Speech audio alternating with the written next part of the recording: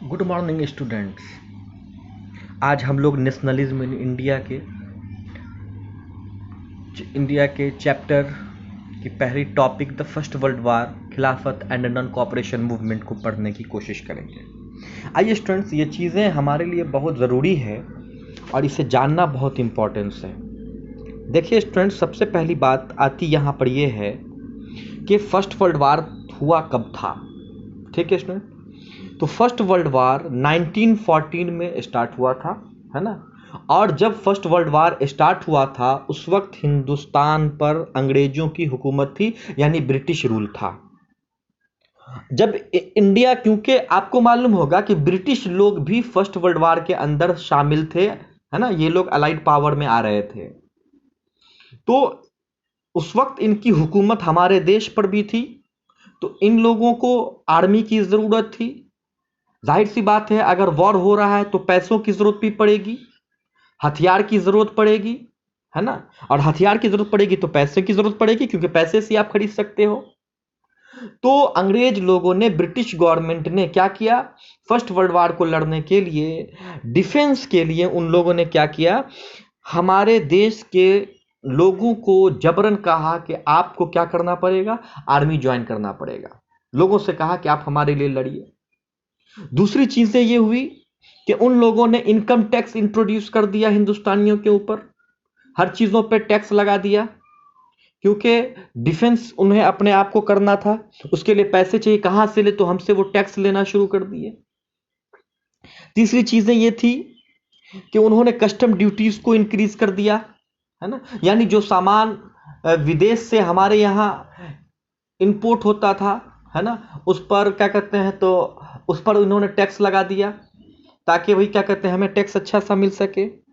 और आलम यह था कि उस फर्स्ट वर्ल्ड वार के दौरान जो 1914 टू 1918 तक का जो पीरियड था, जब तक लड़ाई हुई, उसके उस दौरान हमारे यहाँ भूख की भी क्या कहते हैं नौबत आ गई, भूखमरी जैसी नौबत आ गई, क्योंकि क्रॉप्स फेल हो गए। सारे लोगों को तो इन्होंने कहा आर्मी ज्वाइन करा दिया जबरन, तो लोग किसानी नहीं कर पा रहे थे, है ना। तो इसी फर्स्ट वर्ल्ड वार के दौरान जो है ये भी हो गया कि भाई क्या कहते हैं, हमारी क्रॉप्स जो है फेल हो गए, यानी crop fails in many parts of India, this led to shortage of food. Next अब बात आती है, जब ये सारी चीजें हमारे साथ हो गई तो आइडिया ऑफ सत्याग्रह के बारे में हम लोग आइए बात करते हैं। तो आइडिया ऑफ सत्याग्रह में स्टूडेंट्स क्या था कि महात्मा गांधी हिंदुस्तान आए जनवरी 1915 में, 1915 में हिंदुस्तान आए, और साउथ अफ्रीका में वो थे। तो साउथ अफ्रीका में वो एक आइडिया को क्या कहते सपोर्ट कर रहे थे, डेट आइडिया इज द सत्याग्रह, और वहीं से उन्होंने क्या किया, हिंदुस्तान में भी सत्याग्रह को ऑर्गेनाइज किया। उन्होंने सबसे पहला सत्याग्रह चंपारण में चलाया 1916 में, है ना, सबसे पहला सत्याग्रह उन्होंने चलाया 1916 या 17 में। दूसरा, फिर उन्होंने अहमदाबाद मिल स्ट्राइक की, यानी दूसरा सत्याग्रह जो हुआ वो अहमदाबाद के मिल मालिकों के खिलाफ हुआ, वो हुआ 1918 में। फिर गांधी जी ने, फिर अंग्रेजों ने उसी दौरान रॉलेट एक्ट, एक कानून है जिसको पास किया था, उसमें उन्होंने कहा था द एक्ट, ये एक्ट क्या कर रहा था, Rowlatt act, the act authorised the British officers to imprison any Indian political leaders for 2 years without any trial. यानी ये, इस एक्ट में ये था कि किसी भी हिंदुस्तानी नेता को आप 2 साल के लिए विदाउट एनी ट्रायल अरेस्ट कर सकते हो। यानी उन्होंने अपने ऑफिसर्स को ये अथॉरिटी दे दी, ब्रिटिश गवर्नमेंट ने ये अथॉरिटी दे दी कि आप किसी भी इंडियन लीडर को 2 साल के लिए विदाउट एनी ट्रायल अरेस्ट कर सकते हो। महात्मा गांधी को ये बात अच्छी नहीं लगी, किसी को भी अच्छी नहीं लगती, है ना, हमारे देश के किसी भी लोगों को ये बात अच्छी नहीं लगती। तब हमारे देश के लोगों ने क्या किया, महात्मा गांधी ने क्या किया कि इस एक्ट के खिलाफ आवाज उठाई और इसके खिलाफ एक सत्याग्रह चलाया, और उस सत्याग्रह का नाम क्या रखा, द रॉलेट एक्ट सत्याग्रह, है ना, क्या रखा, रॉलेट एक्ट सत्याग्रह। रॉलेट एक्ट सत्याग्रह में ग्रह को 1990 में महात्मा गांधी ने क्या किया, स्टार्ट किया, और रॉलेट एक्ट सत्याग्रह में महात्मा गांधी ने कहा कि भाई क्या कहते नहीं, ये कानून आपको वापस लेना होगा। ठीक है। तो सवाल सबसे पहला ये आता है कि सर आप बार बार यूज कर रहे हो satyagraha satyagraha, what is the meaning of satyagraha? Satyagraha की डेफिनेशन क्या है? एग्जामिनेशन में अक्सर आता है डिफाइन सत्याग्रह। तो सत्याग्रह क्या होता है कि मैं बता दूं आपको कि satyagraha is an idea by which a fight for true cause और against injustice is fought without any violence, है ना। यानी हम अपने हक की लड़ाई, है ना। सत्याग्रह क्या है? एक आइडिया है जिसमें हम सच्चाई के साथ होते हैं, सच्चाई के लिए लड़ते हैं, ट्रुथ के लिए लड़ते हैं, इनजस्टिस के अगेंस्ट बोलते हैं, है ना। Without any violence, without any violence यानी अपने हक के लिए लड़ना, इनजस्टिस के खिलाफ बोलना, विदाउट एनी वायलेंस, बिना हिंसा किए हुए, है ना। इसी को हम लोग क्या कहते हैं? सत्याग्रह कहते हैं। और महात्मा गांधी के बारे में तो आपको पता है कि हमारे देश के पिता हैं और उन्होंने ये हमेशा ध्यान रखा कि हम बिना किसी को नुकसान पहुंचाए हुए, बिना वायलेंस के हमें देश की आज़ादी की लड़ाई लड़नी है, और बहरे सूरत वो कामयाब भी हुए, है ना। तो आइए, रॉलेट एक्ट सत्याग्रह को जब महात्मा गांधी ने चलाया तो हिंदुस्तानियों ने किस तरीके से उनको सपोर्ट किया? बहुत अच्छे तरीके से उन्हें सपोर्ट किया लोगों ने, है ना। आप देखना, आप, मैं समझा दे रहा हूँ, आप उसको एक बार रीडिंग करना, बहुत अच्छे समझ में आ जाएगा आपको। तो रॉलेट एक्ट सत्याग्रह में हिंदुस्तानियों ने अपनी दुकानें बंद कर दी, है ना। शॉप वेयर क्लोज्ड डाउन, ठीक है। रैलीज वेयर ऑर्गेनाइज्ड, रैलियां निकाली गई, रैलियां ऑर्गेनाइज की गई, है ना। पीपल वेंट ऑन स्ट्राइक, लोग इस धरने पर बैठे, ठीक है। तो ये सब काम हुआ रॉलेट एक्ट सत्याग्रह के सपोर्ट में, है ना। लोगों ने क्या क्या किया? हिंदुस्तानियों ने अपनी दुकानें बंद कर दी, रैलियां निकाली, लोग धरने पे बैठ गए। जब ये बात देखा ब्रिटिश गवर्नमेंट ने कि भाई रॉलेट एक्ट सत्याग्रह तो बहुत मजबूत होता जा रहा है, महात्मा गांधी को लोग एक बहुत बेहतरीन लीडर मानते जा रहे हैं, है ना। उन्होंने क्या किया? उस लॉ को, रॉलेट एक्ट सत्याग्रह को तोड़ने के लिए उन्होंने क्या कर दिया? उस मूवमेंट को तोड़ने के लिए ब्रिटिश गवर्नमेंट ने मार्शल लॉ को क्या कर दिया? इम्पोज कर दिया, है ना। मार्शल लॉ लागू कर दिया। मार्शल लॉ में यह था कि भाई क्या कहते हैं, आप किसी भी लोगों को देखो रास्ते पे, सड़क पे, उस पे आप शूट आउट कर दो, मार मुड़ दो, है ना। तो ये जो मार्शल लॉ लगाया गया हिंदुस्तान के अंदर, इस मार्शल लॉ की जो कमांड दी गई वो जनरल डायर के हाथ में दी गई, है ना स्टूडेंट। जनरल डायर के हाथ में दी गई, बड़ी अच्छी बात है, जनरल डायर के हाथ में दी गई। और इसकी वजह से एक हमारे यहाँ बहुत दर्दनाक मंजर गुजरा, जो आज भी हम लोग सुनते हैं, हमारा खून खौल जाता है। और शायद यही चीज भगत सिंह को भी प्रेरणा दे रही थी, है ना, जिन्होंने कम उम्र में ही देश के लिए अपनी जान न्यौछावर कर दी। सलाम है ऐसे वीरों को, है ना। तो उन्होंने क्या किया कि जालियांवाला बाग जो हुआ वो दिन था 13 अप्रैल 1919 का, जो हिंदुस्तानियों के लिए बड़ा दुखद था। 13 अप्रैल 1919 का वो दिन था। अमृतसर के एक बाग जिसका नाम अमृतसर का एक बाग जिसका नाम था जालियांवाला बाग, वहां लोग बैसाखी के मेले का उत्सव मना रहे थे, एंजॉय कर रहे थे बैसाखी के मेले को। बहुत सारे हिंदुस्तानी वहां बैठे थे उस बाग के अंदर। जनरल डायर की फौज वहां आती है और जनरल डायर आदेश देता है अपने लोगों को कि यहाँ से, general Dyer order to close all exit gates. उसने कहा कि जितना भी इस बाग से निकलने वाले गेट्स हैं, लोगों के उन सबको बंद कर दिया जाए। उनके सिपाहियों ने बंद कर दिया और फिर उसने ऑर्डर दिया, he opened fire on the crowd, और कहा कि इस पर क्या कर दो? गोलियां बरसा दो। बुक कहती हैं 100 ऑफ इंडियंस डाइड, है ना। 100 हिंदुस्तानी मारे गए इस बाग के अंदर। कुछ बुक कहती है 350 Indians were died and 1200 Indians were injured, है ना। 350 हिंदुस्तानी मारे गए थे और 1200 या उससे ज्यादा लोग जख्मी हो गए थे। जाहिर सी बात है, अपनों के खून को देख करके, अपने को जख्मी देख करके कोई अपना कैसे शांत बैठ सकता था। तब फिर हिंदुस्तानी लोग जो थे, अपने के खून को देख करके उनके अंदर रहा नहीं गया और उन लोगों ने ब्रिटिश गवर्नमेंट की बिल्डिंग्स पर, उनकी ऑफिसेज पर अटैक कर दिया। अटैक कर दिया, है ना, बिल्डिंग को तोड़नी मोड़ना स्टार्ट कर दिए, जिसकी वजह से जब महात्मा गांधी को ये बात पता चली, महात्मा गांधी को वायलेंस बिल्कुल पसंद ना था और इसी वजह से उन्होंने रॉलेट एक्ट सत्याग्रह को वापस ले लिया, है ना, उन्होंने विड्रॉ कर दिया। फिर बात आती है कि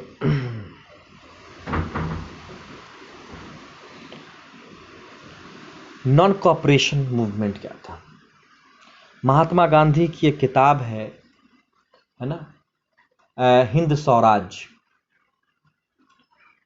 उन्होंने उस किताब में लिखा था कि हिंदुस्तानियों ने खुद अंग्रेजों को अपने सर पे बिठा रखा है। अगर हिंदुस्तानी चाहते और अगर आज भी हिंदुस्तानी चाह लें तो ये अंग्रेज लोगों को हमारा देश छोड़ के जाने पर मजबूर कर दिया जाएगा। तो गांधी जी के दिमाग में एक कंसेप्ट आया, that is the non cooperation.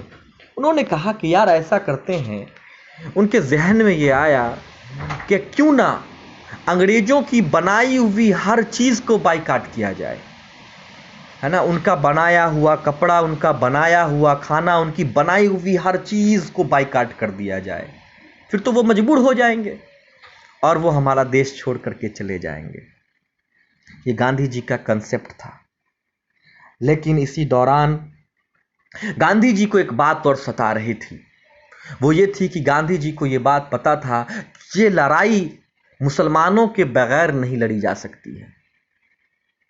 उस वक्त उन्होंने मुस्लिम के लीडर मोहम्मद अली और शौकत अली से जाकर के बात की और कहा कि हमें अगर अंग्रेजों से, क्योंकि दोनों ग्रुप अंग्रेजों से लड़ रहे थे अपने अपने रूप में, है ना, तो महात्मा गांधी ने कहा कि हम ऐसे नहीं लड़ सकते, हम दोनों को, हिंदू मुसलमानों को एक साथ एक प्लेटफॉर्म पे आना होगा और हमें उसे अपनी यूनिटी का पावर दिखाना होगा।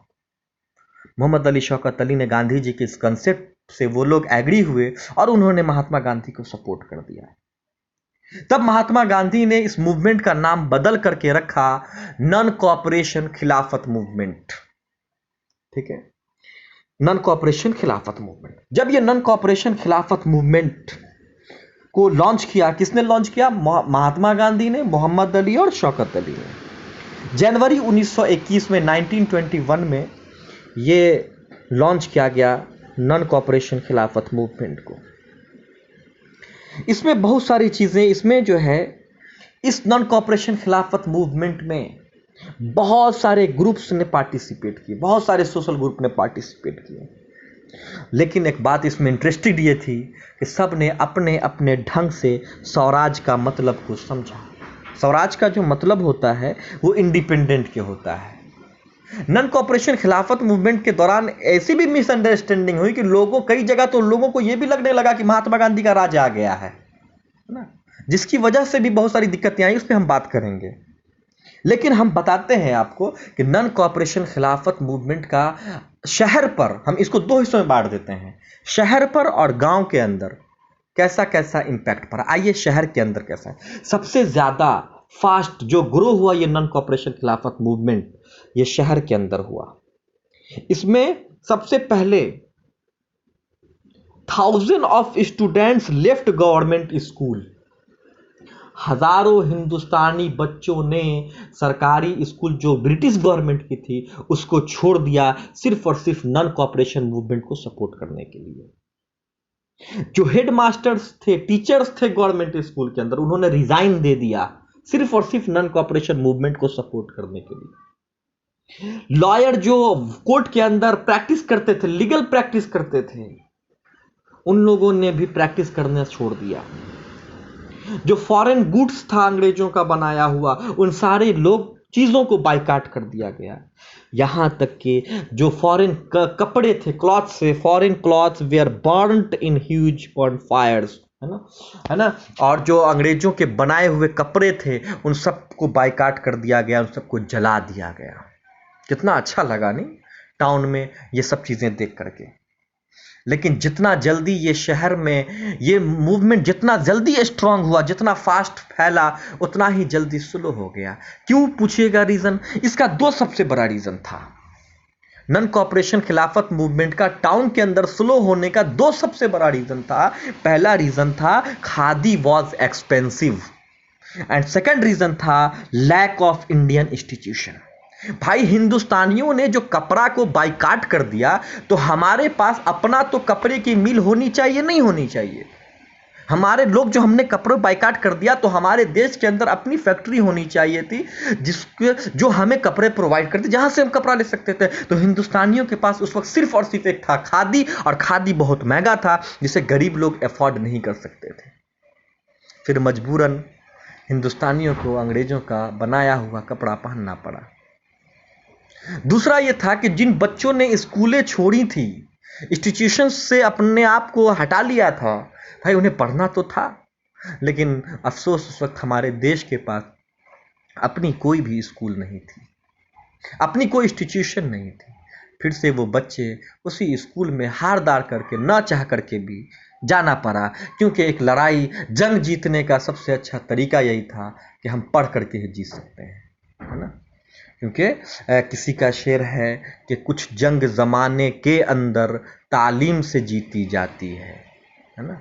न जंग से जीती जाती है, न तरमीम से जीती जाती है, ठीक है। तो हमें तालीम से जीती जाती है, तो वो जो है ये मामला खराब। लेकिन वही चीज़ें अगर हम कंट्री साइड की बात करें, कंट्री साइड में क्या हुआ, यानी गांव खेरा इलाके में क्या हुआ, यहाँ सबसे अच्छा देखने को मिला, ठीक है। बातें ये आई कि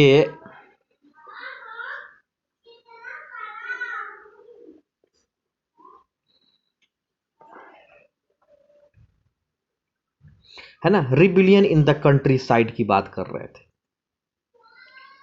rebellion in the country side students हम लोग कल डिस्कस कर लेंगे।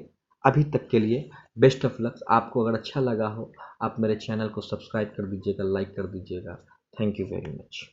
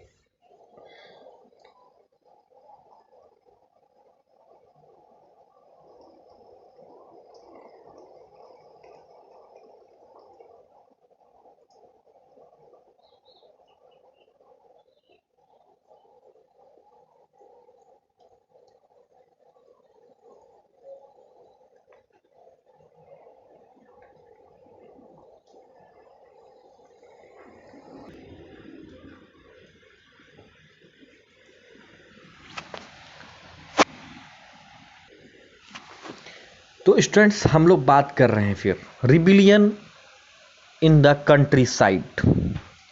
तो कंट्री साइड में क्या हुआ, जो किसान थे, जो पीजेंट थे, वो लोग बेगार प्रथा था, एक बेगार सिस्टम, जहां ये होता था कि बेगार and work at landlord farms without any payment, जहां किसान अपने जमींदारों के यहाँ काम करते थे बगैर किसी पेमेंट के, है ना। उन्हें काम करना पड़ता था लेकिन उनको लिए पेमेंट नहीं मिलता था। ये बेगार सिस्टम चलता था। तो जब ये बात पंडित जवाहरलाल नेहरू और बाबा रामचंद्र तक को पता चली, तो पंडित जवाहरलाल नेहरू और बाबा रामचंद्र ने एक सभा बनाई जिसका नाम रखा उद किसान सभा। इस सभा की डिमांड ये थी कि भाई बेगार सिस्टम को एबॉलिश किया जाए, बेगार सिस्टम को हटा दिया जाए, ठीक है। लेकिन इस चीज़ों को गांव के लोगों ने बहुत क्या कहते हैं आपको, मिस इंटरप्रेटेड हो गया ये आइडिया गांधी का, है ना। मतलब लोग इसको समझ ना सके, क्योंकि आपको मैं बता दूं कि अंग्रेज लोग 1859 में 1859 में एक कानून बना रखा था। The government has passed the inland immigration act of 1859 under which plantation workers were not permitted to leave the field. 1859 में अंग्रेजों ने एक कानून बनाया था। वो ये कानून का नाम था इनलैंड इमिग्रेशन एक्ट। 1859 में ये एक्ट ये कह रहा था कि किसी भी प्लांटेशन वर्कर को जिस फील्ड पर डाल दिया गया काम करने के लिए, वो बिना इजाजत के उस फील्ड को छोड़ करके नहीं जा सकता है। उसको उसी फील्ड पर काम करना होगा जो फील्ड उसको दे दिया गया है। यही था इनलैंड इमिग्रेशन एक्ट में। जब खुद किसान सभा लागू किया गया पंडित जवाहरलाल नेहरू के द्वारा, लोगों ने मिस इंटरप्रेटेड हुई ये बातें, लोगों ने गलत समझा। उन लोगों को ये लगने लगा कि भाई क्या कहते हैं, गांधी राज एस्टेब्लिश हो गया गांव के लोगों को, और वो लोग क्या कर दिए, जो इनलैंड इमिग्रेशन एक्ट था उसको वायलेट कर दिए, है ना। क्या कर दिए, वायलेट कर दिए। उन लोग छोड़ के अपने अपने घर की तरफ रवाना होने लगे, क्योंकि उनको लगने लगा कि भाई गांधी राज एस्टेब्लिश हो गया है ना। भाई हम, क्योंकि पंडित जवाहरलाल नेहरू ने तो बेगार सिस्टम को एबोलिश करने की बात की थी, क्या कहते हैं, खुद किसान सभा के जरिए। लेकिन इन लोगों ने क्या समझा कि भाई नहीं, गांधी राज एस्टेब्लिश हो गया है, और उन लोगों ने इनलैंड इमिग्रेशन एक्ट, जो ये कानून था कि आप जिस जमीन पर आपको रखा गया उसको छोड़ करके नहीं जा सकते हैं, ये लोग छोड़ के अपने अपने वतन रवाना होना स्टार्ट कर दिए। रास्ते में पुलिस ने इन्हें बहुत मारा। जो भी लोग जमीन छोड़ के जा रहे थे उन्हें बहुत मारा, जिसकी वजह से फरवरी 1922 को यानी 1922 को महात्मा गांधी को नॉन कोऑपरेशन खिलाफत मूवमेंट को भी वापस लेना पड़ा। इसमें इंपॉर्टेंट फैक्ट दोस्त ये है कि जो बाल गंगाधर तिलक थे, जो Indian first leader of Indian independence movement थे, ये 1 अगस्त 1920 को इनका इंतकाल हुआ था। और इसी सेम दिन नॉन कोऑपरेशन मूवमेंट को जो है फॉर्मली अनाउंस किया गया था। तो आपसे पूछा जाएगा कि जिस दिन नॉन कोऑपरेशन मूवमेंट को फॉर्मली अनाउंस किया गया था यानी 1920 में, है ना, उस दिन किनका इंतकाल हुआ था, कौन से एक बहुत बड़े लीडर का इंतकाल हुआ था, तो यानी डेथ किए थे बाल गंगाधर तिलक का। ओके स्टूडेंट्स, अब बात आती है जब ये सब चीज़ें हो गई